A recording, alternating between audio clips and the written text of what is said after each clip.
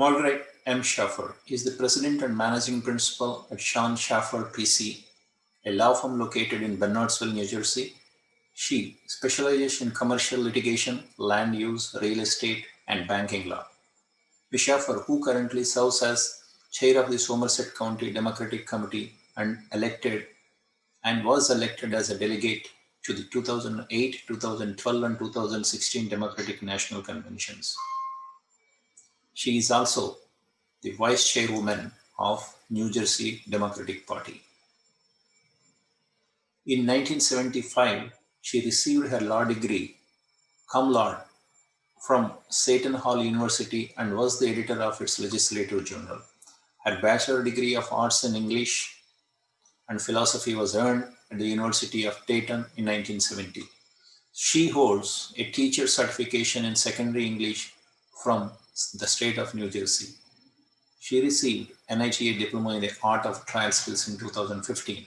Ms. Schaffer served as an adjunct professor at Seton Hall Law School and Fairleigh Dickinson University. She was the assistant counsel and municipal prosecutor for City of East Orange, counsel and secretary of the board adjustment City of East Orange, consul and member of board of directors Mountain Ridge State Bank, and consul to the planning board City of East Orange, New Jersey. She currently serves as a borough counsel to the Lake Como and Bradley Beach and township counsel to Monroe Township, Middlesex County, New Jersey. She negotiated and drafted Monroe's Tree Preservation Ordinance, which survived a legal challenge by New Jersey Builders Association. She also successfully defended Monroe Township's age-restricted housing ordinance against a challenge under Americans with Disabilities Act and the United States Constitution. Ms. Schaffer also processed and received approval of an application to the State Housing Commission to divert parkland for the school purposes. Ms. Schaffer has represented the Basking Ridge Volunteer Fire Company in negotiations with Cellular Company and has performed other special counsel services on their behalf. She is the past president of Executive Women of New Jersey, the state's premier organization for professional women, having served from 1998 to 2002, and a member of board of directors since 1994. She serves on the advisory committee of the Institute for Women's Leadership at Rutgers. From 1985 to 1995, Ms. Schaffer was on the board of directors of New Jersey State Bar Association Banking Law Section. She served as first female chair from 1992 to 1991 and has been director emeritus from 1996 to the present. Professional memberships held by Ms. Schaffer include Committee on the Judiciary Budget and the Supreme Court Ethics Committee of both Essex and Morris districts. She was the founding member of the Secretary of the Essex County Women's Lawyers Association. Ms. Schaffer was also honored as Woman of Distinction by the Somerset Hills Girl Scouts and named to the Business News New Jersey Top 500 Leaders list. In 2006, she received Eleanor Roosevelt Distinguished Service Award from the Somerset County Federation of Democratic Women. In 2010, she was honored at the Executive Women of New Jersey Salute to the Policymakers Dinner. In 2013, Somerset County Commission on the Status of Women awarded her the Women of Achievement in Government Award.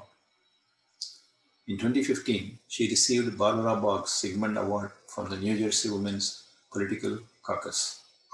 From 2014 through 2019, she was named as a super lawyer by New Jersey Monthly Magazine. Now, Ms. Schaffer is here with us. She is the vice chairwoman of New Jersey Democratic Party. Good evening, chairwoman. How are you? I'm very well, thank you. Okay. Thank you for accepting our invitation and be here with us today. And we would like to ask you some questions regarding these elections that have taken place on November 3rd. First of all, congratulations on winning the White House and then House of Representatives. Who do you give this credit to, Ms. Chairwoman? Well, I think to the American people generally, certainly in our state, we did quite well.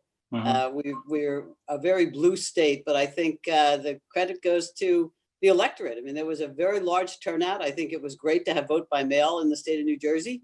Many people were able to vote who otherwise might have been impeded because they needed to go to work. So I give credit to the people. Very good. Thank you so much. And then, you know, that Trump is not conceding the presidential victory of Biden. And Biden is, this whole thing is in a limbo. So what do you say? What will be the outcome after all the lawsuits? Like you being an attorney, so you will be in a better position to answer what case is there for Trump, and then how it's going to flip or it's going to retain the same verdict. Well, I think certainly his efforts to undo the election are not going to be rewarded. I've looked at his cases. He has not been able to point to anything that would change the outcome of the election, and that's what's required. In action to overturn an election, you have to show that if you're right and something was done incorrectly, that it would change the outcome. From everything that we've heard from Republicans as well as Democrats, there's been no proof of fraud, certainly none that would make a difference. There have been a couple of lost ballots. In fact, I heard a story that a woman who was deceased before the election, her daughter mailed her ballot, but it was a ballot for Trump. Will that matter? Like if they prove like at least quite a few of the ballots have been cast for the dead people, then will they warrant for a total audit of the ballots or the total voter registry itself? Well, they check if a deceased person casts a ballot. The only time that will actually be counted is if the death certificate didn't get to the clerk's office, because before the ballot's counted, when it's an absentee ballot, a couple of things are checked. The voting records are checked, address records are checked, and death records are checked. So that if the person died out of state, it's conceivable that one or two ballots might get through, but for the most part, there's a checking that goes on. So those ballots will not be counted. How do you support the Secretary of Pennsylvania State has changed the law, whether he extended the deadline by 3 days after the election, provided the ballots are postmarked? Is it warranted? He couldn't have done, but what do you feel about that? I think that if you mail your tax return on the day it's due, it gets counted, and they're very happy with the fact that it's postmarked on the date of the due date.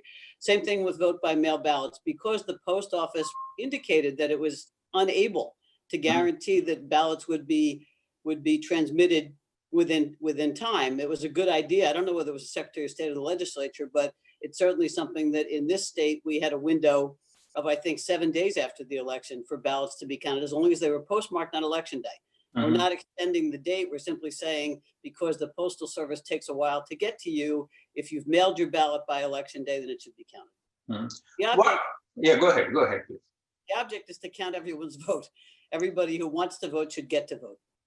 What could have actually gone wrong with Trump? Because most of the people, they were projecting in the Republican side, it's going to be a landslide victory. And then so is the case with the Democrats. They also projected a landslide victory. And both of them got a tremendous amount of turnaround. I think 78 million for Biden and 75 million for Trump.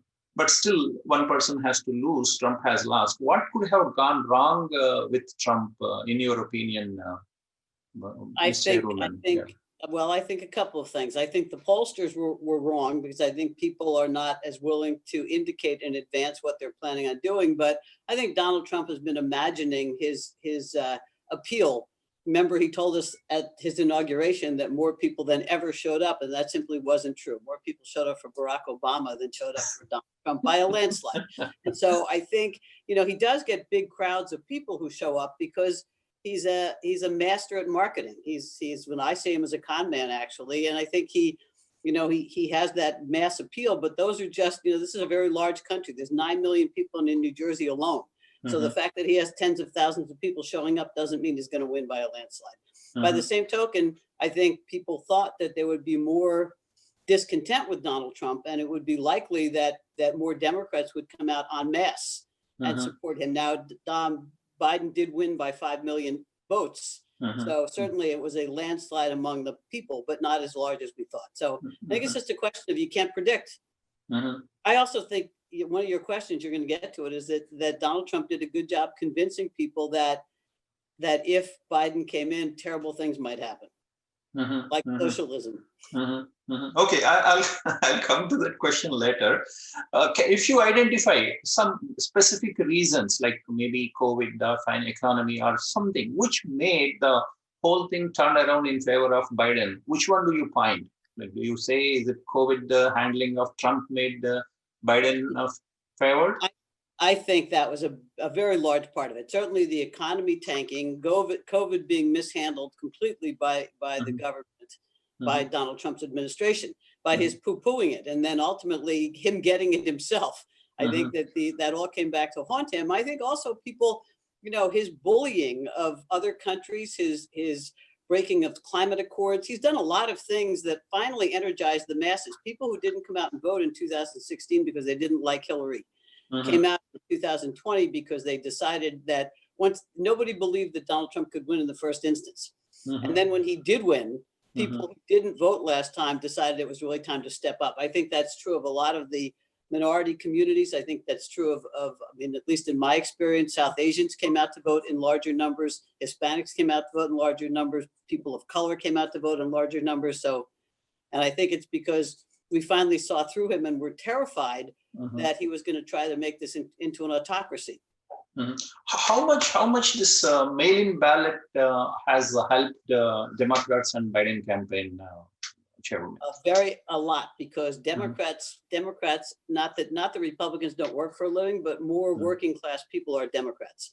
And so it's always been difficult for people in states like New Jersey to have to go to vote on a machine on election day. So now that you open it up and everybody has an opportunity to vote simply by sticking their ballot in the mail or in a drop box, I think that made a great big difference. And certainly the number of people, I don't know the exact numbers, but I think the number of people who voted, at least in the congressional district in which I'm located, is close to 90%, which is wonderful. Yeah, that's, I think it's a record turnaround for any election in the presidential race, I suppose. 78 million and 75 million together. Okay. Why Biden did not campaign as much? We have seen a contrasting difference between Biden campaign and Trump campaign. And Trump is all the way out meeting people, while Biden is limiting himself to his whatever are the things. And then Barack Obama was helping him. And most of the time they were speaking to limited crowds and then within a secluded places. So is it a strategy or is it forced, or what did help him, in fact? Well, that's a good question. I think to a very large extent it was because Joe Biden believes in the science and understood that we're in the middle of a pandemic, and the worst thing you can do is get crowds of people hanging out next to each other without masks. And I think he understood. He did a lot of campaigning in terms of being available in his basement and talking to as many people as he could. He had a lot of people out and about.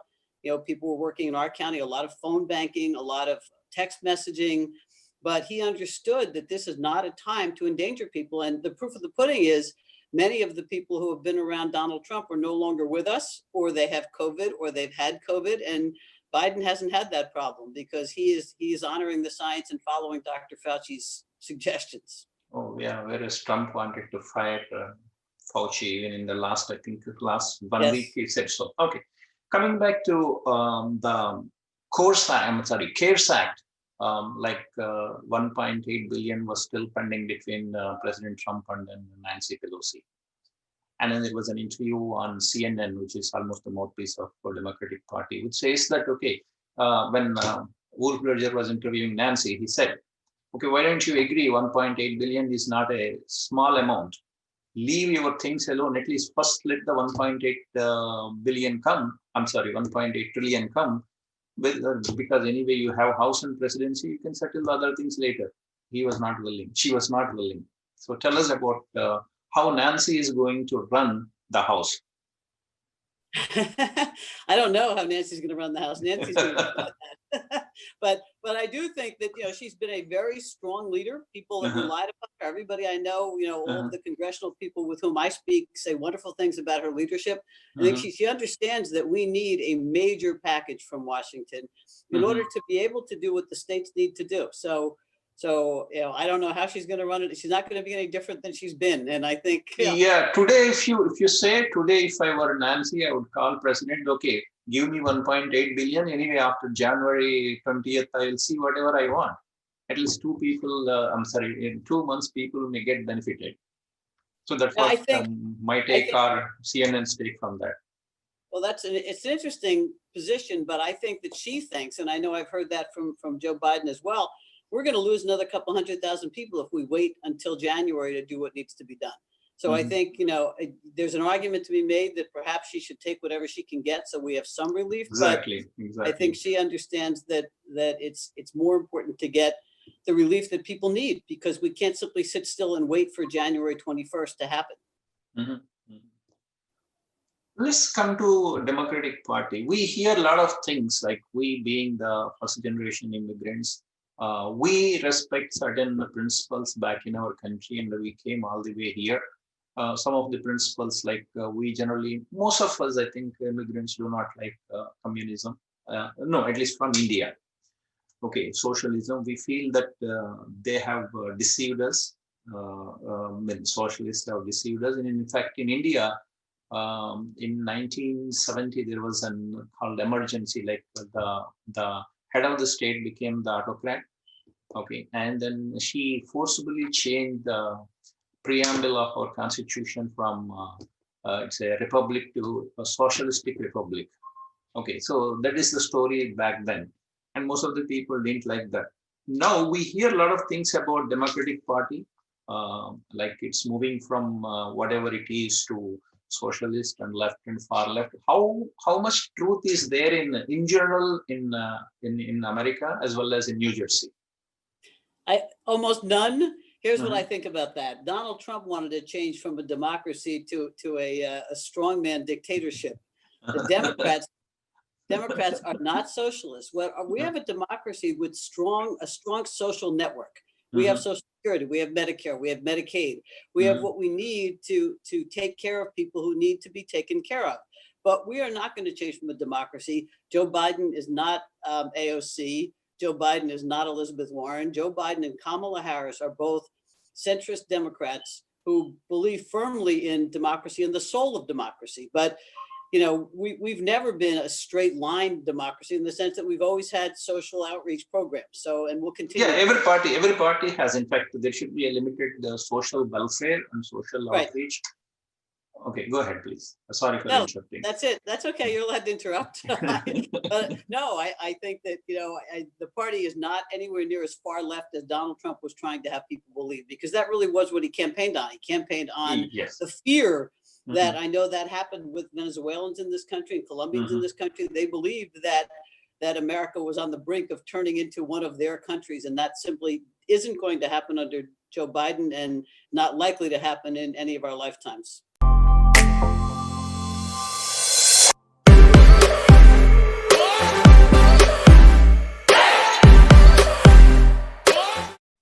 From 2016 to 2018, I think Democratic Party gained the majority in House, and then from 2018 to 2020, Nancy Pelosi expected to win more seats, but in fact, she lost some seats, and in fact, in some of the crucial districts, I think Republicans have flipped some of the seats from Democrats. So what do you see, and how do you see this as? Is it the people on the Republican side say that, okay, Donald Trump has invited, rather changed the party from whatever it is to party of working class, party of minorities, party of whatever. So therefore, they were able to flip those seats. And in fact, whoever flipped the seats from Democrats are minorities. That's what they project day in, day out. Your opinion on this one, how Republican Party is going to pose threat or whatever in the coming elections? I say, quoting Donald Trump, that's fake news. Donald Trump is not the party of, or his party is not the party of working people. It's the party of Donald Trump. It's all about what makes him wealthy, what makes his family wealthy, what makes rich people succeed. He has done nothing for the working class, but he will tell you he has. And that's the problem. I think we lost some seats because, again, he's very successful at marketing irrespective of the truth. So he told people that Democrats are socialists. He told people that Democrats are they're going to raise your taxes. They're going to take away your jobs. They're going to put forth the Green New Deal. None of that is true, but unfortunately, people don't all read and they don't all pay enough attention to what's actually going on. And so I think that resonated. Plus people like a divided government. You know, if you have if you have all Democrats or all Republicans, I think people are afraid that there won't be enough opportunity to negotiate and get both sides of the aisle heard. What do you see by January 5th when Georgia runoff elections called? Okay. So what will you see? What do you expect? You expect the House, Senate, and White House be Democratic, or people are going to keep the balance of power and keep the Senate to Republicans? Well, you know, that's going to depend a lot on Georgia. As I said before, there's nothing wrong with having a different party in power in the executive branch and then in the legislative branch. But there's been so little compromise in the last 4 years that I think it really would serve the American public well to have a Senate who is going to at least pay attention to the priorities of the administration. And the concern is that Mitch McConnell continues to do what he's been doing in the last 4 years, or 8 years actually. He was doing it with Barack's last term, that we're just not going to get anything done. And we can't, you know, I'm worried about the Supreme Court. I think people are a little worried about that too. We've put people on there who have expressed views so antithetical to the views of a lot of Americans that people are concerned about that. That's not what our Supreme Court's supposed to be. It's supposed to be very smart people who advance the rule of law, who listen to the cases and make decisions, not based on their personal preferences. But unfortunately, we've got very conservative people on the bench. And I think for those reasons, I hope Georgia's gonna flip. I think even one Georgia senator would serve us well, though, because I think there are a couple of responsible Republicans in the Senate who might be willing to talk about doing what's good for the American people and not just being resisting. Okay. How satisfied the way the Democratic Party is moving in New Jersey, ma'am? Excuse me, I didn't. How satisfied the way the Democratic Party is moving in New Jersey? I'm very satisfied. If that's the question? Somerset County, which is where I'm the vice chair of the state party, but I'm chair of Somerset County's Democratic Party. And 4 years ago, it was 100% Republican in this county, and now it is 100% Democratic. So I'm very excited about that path. And I think New Jersey stays there. I think that the governor, and I know you get to that question too, the governor is doing a great job, and that's good for the Democratic Party. We see that I think a lot being told about the high tax states. New Jersey is one of them. I think fourth highest tax paying state in the USA after California, Oregon, Washington. I think the fourth one. So can we expect in coming days at least the townships reduce the taxes? Because see, I have been here in this country paying home taxes. Not a single year this tax stayed at the same level. Every year they keep increasing. Well, actually, the Somerset County taxes have remained stable. Again, this is the first year we had Democratic control, and they managed to stabilize the taxes. Taxes are high in the state, property taxes in particular, but also we have the best education system in the country. We're close to New York City. We've got a lot of benefits here, and people talk a lot about our taxes are too high. People are going to move out of the state. We have social safety nets. We have an ability to assist. We have affordable housing requirements in this state. So while they are high, I don't think that they are unreasonably so. And I think that our local governments are trying, especially in the age of COVID, to try to cut back on taxes and give people some relief. It was surprising. Sometime back, I was traveling to Europe and then in a bus. Okay, there were about another bus of retired elderly people, a whole lot of, bus full of people. They were behind us. Two buses were traveling in Europe tour, and all of them were in New Jersey. But after retirement, they moved to South Carolina. So I asked, because I was new at that point of time. They said, "Oh, here we have to pay a lot of taxes. South Carolina is better once you are retired." And also recently, this state of Puerto Rico has made a legislation that the taxes you pay are absolutely nothing. I think 4% or so. So a lot of people who get passive income are moving to Puerto Rico. So what do you say about these kind of people? That people trying to get people to move from New Jersey to Puerto Rico, is that the question? Yeah, Puerto Rico and then other lower tax places. I think, well, they want New Jerseyans because New Jerseyans are good people. Frankly, I think that there's so much this state has to offer that many people, despite making a lot of noise about the taxes, don't move. Now, some people will. Some people will move to Pennsylvania or to Delaware or to a neighboring community to be able to minimize the tax exposure. But listen, people can move if they want to, but I know most of my contemporaries are planning on staying here until the good Lord decides it's time. I started my new house with 36K taxes. Now it is 40K, but I'm still staying. I'm not moving, but people say people are moving. Okay. See this again. Maybe Trump's marketing or whatever you call it. We get to know more about Bernie Sanders and the squad. Who turned the comment? Who turned it? We don't know. Are they going to influence the government? Like we have seen, Joe Biden has been telling about Green New Deal of AOC, and Green New Deal of AOC is not implemented. The idea is taken. That's what Joe Biden told many times. But are these people going to influence a lot, stating that because of us, you have won the election? You understand my question? I do. So interestingly, a lot of people, young people in particular, were very enamored of Bernie Sanders and Elizabeth Warren. Mm-hmm. And I think some of their ideas, because as the young people take over our country and our society, those ideas will find their way in, but there's not going to be a Green New Deal. There's going to be a lot more attention to climate change. Mm-hmm. We're going to rejoin the climate accord. We're mm-hmm. going to do the kinds of things that are going to protect the future for our youth and our children and grandchildren. I think, the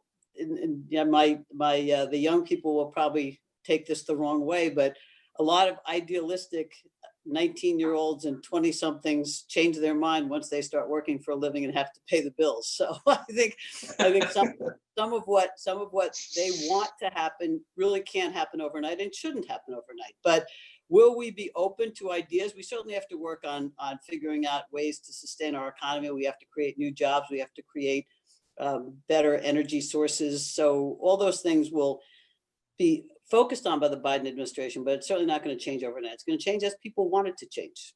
Yeah, you're right on the spot. Actually, if, the last time what happened is the moment they joined the Paris Accord, they have stopped the fossil fuel here mm-hmm. without the proper plan. So therefore, the energy costs and other things keep increasing, and then we make other countries rich by buying energy from them.